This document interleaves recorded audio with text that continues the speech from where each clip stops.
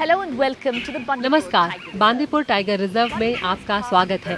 बांदीपुर एक जंगल का हिस्सा है जहां पूरे भारत के सबसे ज्यादा बाघ रहते हैं, लेकिन यहां पर बहुत सारी चुनौतियां हैं जिन्हें पूरा करने की जरूरत है। अगले आधे घंटे में हम आपको बांदीपुर के अंदर ले जाएंगे और देखेंगे कि भारत के शानदार बाघों को बचाने के लिए यहाँ क्या कोशिशें की जा रही हैं। बांदीपुर नीलगिरी पहाड़ियों का हिस्सा है जो मैसूर से 80 किलोमीटर दूर है। ये इलाका 1930 तक मैसूर के महाराजाओं का प्राइवेट रिजर्व था, जिसका इस्तेमाल शिकार करने के लिए होता था। लेकिन 1941 में इसे वेणुगोपाल वाइल्ड लाइफ सेंचुरी बना दिया गया और 1973 में इसे प्रोजेक्ट टाइगर के तहत लाया गया। अब ये बांदीपुर टाइगर रिजर्व के रूप में 874 वर्ग किलोमीटर के इलाके में फैला है। ये एक ऐसा इलाका है जहां असल में बाघों की संख्या में बढ़ोतरी हुई है। यहाँ हर 8 वर्ग किलोमीटर पर एक बाघ मौजूद है। इसे ग्लोबल टाइगर प्रोटोकॉल के मुताबिक सबसे ज्यादा बाघों वाला इलाका माना जाता है।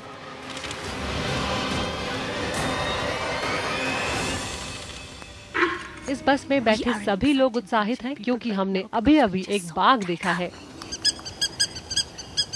बाघों की संख्या के लिए हम बांदीपुर के शुक्रगुजार हैं। सबसे ज्यादा बाघों के लिहाज से कर्नाटक अब मध्य प्रदेश को पीछे छोड़कर देश का नंबर 1 राज्य बन चुका है। अगर आप इस पूरे इलाके की बात करें, यानी नागराहोल, तमिलनाडु के मुदुमलाई और केरल के वायनाड के इलाकों को जोड़ दें, तो यहाँ दुनिया में सबसे ज्यादा बाघ रहते हैं। बाघ जंगल की सेहत के सूचक हैं। यह पारिस्थितिकी तंत्र में सबसे ऊपर हैं। तो अगर शिकार अच्छा होगा, चारा अच्छा होगा, पेड़ पौधे अच्छे होंगे, तो बाघों की तादाद भी ज्यादा होगी और घनत्व भी ज्यादा होगा। मुझे लगता है हमारा जंगल इस मामले में काफी अच्छा होगा। जब देश के बाकी हिस्सों में राष्ट्रीय पशु की खस्ता हालत को देखते हुए उसे बचाने की मुहिम चल रही हो, तो बाघों की दहाड़ से गूंजता ये इलाका बेशकीमती हो जाता है। When our park was declared as a Project Tiger during 1973, 1973 में जब पार्क को टाइगर प्रोजेक्ट घोषित किया गया, तब यहाँ बाघों की संख्या 11 थी और अब ये 105 है। जो अहम बात है वो यहाँ की सुरक्षा है। यहाँ शिकार भी ज्यादा है, लेकिन सबसे बड़ा फायदा ये है कि पार्क के अंदर कोई नहीं रहता है। one more advantage is there is no settlement inside the national park. Bandipur national park में लगभग 105 बाघ रहते हैं, लेकिन पार्क सीमा के बाहर से बस्ती शुरू हो जाती है जहां लोग रहते हैं।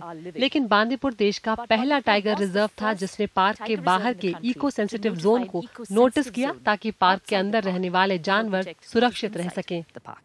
पार्क की सीमा से 10 किलोमीटर तक का इलाका पर्यावरण के लिहाज से संवेदनशील है। इसका मतलब हुआ कि वहाँ कुछ खास तरह की गतिविधियों पर प्रतिबंध है, जैसे खनन, शोरगुल या होटल व्यवसाय। पार्क से सटे इलाकों में लकड़ी के लिए जाने वाले लोगों की संख्या घटाने के लिहाज से आसपास के गांवों में गैस सिलेंडर दिए गए हैं। ऊर्जा के साफ सुथरे स्रोत के अलावा ऐसा करने से इंसान और पार्क के जानवरों के आमने सामने होने की आशंका भी कम हो जाती है। नम्मा संघा नाम के एनजीओ के जरिए हमने स्थानीय लोगों को करीब 300 एलपीजी सिलेंडर मुफ्त में बांटे और ये कार्यक्रम काफी लोकप्रिय हुआ, जिसे अब पूरे राज्य में बढ़ाया जाएगा। बांदीपुर एक बड़े जंगल का हिस्सा है जो राज्य की सीमाओं से परे तमिलनाडु और केरल तक जाता है।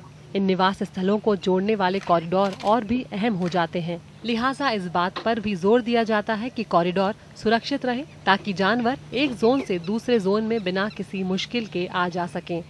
Karnataka has done a very creditable thing. Bengaluru से 20 किलोमीटर दूर बन्नरघट्टा नेशनल पार्क में शुरू होकर ये सुरक्षित जंगलों का इलाका सीधा महाराष्ट्र तक जाता है। बीच में ये कहीं कहीं टूटा है।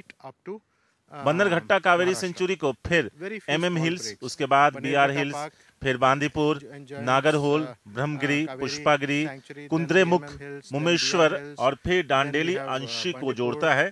ये पूरा सुरक्षित जंगलों का नेटवर्क है और जो बीच में छूटे हुए इलाके हैं, हम उनको भी नेशनल पार्क से जोड़ने की कोशिश कर रहे हैं। So we have a total protected area network with some small breaks which also we are trying to add to national parks.